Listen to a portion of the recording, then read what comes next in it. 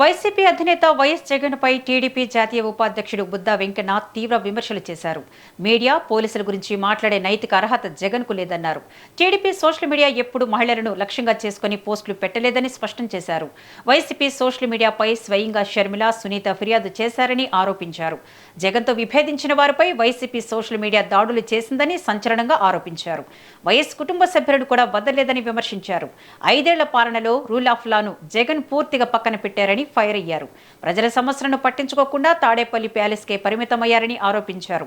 YCP దాడులు, దౌర్జన్యాలు భరించలేకే ప్రజలు ఆ పార్టీని 11 సీట్లకే పరిమితం చేశారని సెటైర్లు వేశారు. వైసీపీ హయాంలో పలువురు ఐపీఎస్ అధికారులను రాజకీయంగా ఉపయోగించారని, అనేక మంది అధికారులను ఇళ్లకే పరిమితం చేశారని బుద్దా వెంకన్న ఆరోపించారు. అది చంద్రబాబు నాయుడు గారి విధానం, చంద్రబాబు నాయుడు గారి గొప్పతనం. అలాగే ఎంతో మంది ముఖ్యమంత్రులు చంద్రబాబు నాయుడు గారి పరిపాలన చూసి 96లో ఆయన ముఖ్యమంత్రి అయిన తర్వాత చంద్రబాబు నాయుడు గారి పరిపాలన చూసి ఇలా చంద్రబాబు నాయుడు గారిలా పరిపాలించాలని ఆఖరి తెలుగుదేశం పార్టీకి వ్యతిరేకంగా ఉన్నటువంటి పార్టీ నాయకులు కూడా స్టేట్మెంట్ ఇవ్వడం జరిగింది. జగన్మోహన్ రెడ్డిలా పరిపాలించాలి, జగన్మోహన్ రెడ్డిని ఆదర్శంగా తీసుకోవాలని ఏ రాష్ట్ర ముఖ్యమంత్రి కానీ లేదా ఇతర పార్టీ నాయకులు కానీ ఎప్పుడైనా చెప్పినటువంటి దాఖలాలు ఉన్నాయా?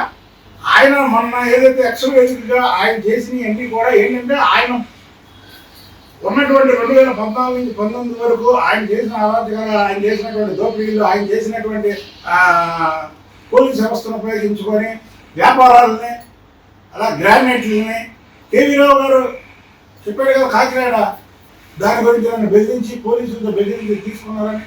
అది అన్ని వేల కోట్లు. అది అలా తెలుగుదేశం ప్రభుత్వంలో ఎప్పుడైనా చెప్పారా? తెలుగుదేశం ప్రభుత్వం 2019 నుంచి 2024 వరకు ప్రతిపక్షంలో ఉంది కదా. ఏ ఒక్క వ్యక్తి వచ్చి చంద్రబాబు నాయుడు గారు బెదిరించి తీసుకున్నారు, లేదా లోకేష్ బాబు గారు బెదిరించి తీసుకున్నారని ఎప్పుడైనా చెప్పారా? దానికి వ్యతిరేకం